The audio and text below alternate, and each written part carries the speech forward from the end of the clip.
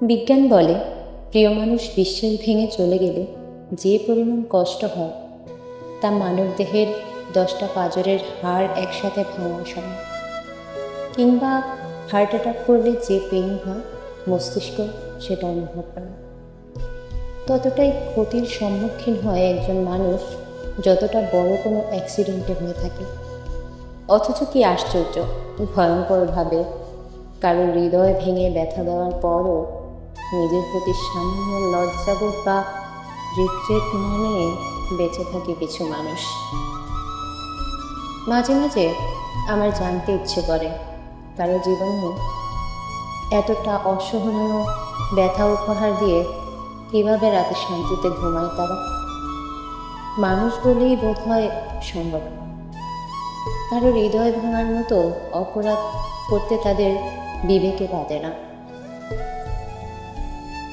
আদালত কাউকে হৃদয় ভাঙার অপরাধের জন্য সাজা দিতে পারে না, কারণ লোকচক্ষুর অন্তরালে ঘটে যাওয়া সাক্ষী ছাড়া অপরাধগুলোকে আমরা অপরাধ বলেই মনে করি না। কিন্তু যে মানুষ নীরবে সব কিছু সয়ে যায়, একমাত্র সেই জানে প্রতিটা মিনিট সেকেন্ড কীভাবে ব্যথা লুকিয়ে বাঁচতে হয়, নিজের ভেতরে কতটা ট্রমা নিয়ে স্বাভাবিক জীবনযাপন করার অভিনয় করে যেতে হয়।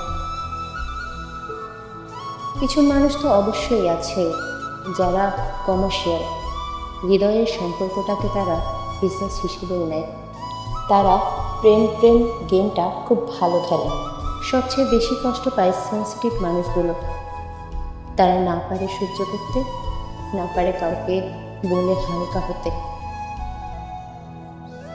দিন শেষে কিছু মানুষ রিকভার করে হয়তোবা, তবে কেউ কেউ চিরদিনের জন্য মানসিক রোগী হয়ে বেঁচে থাকে।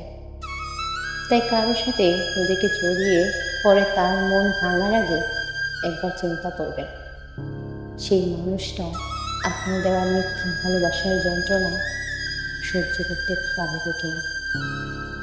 কারো জীবনটা ছাড়খাড় করার আগে একটু ভেবে দেখবেন আপনার দেওয়া মিথ্যা প্রতিশ্রুতির অদৃশ্য আঘাত তাকে পুরোপুরি ধুমড়ে মুচড়ে দেবে কিনা।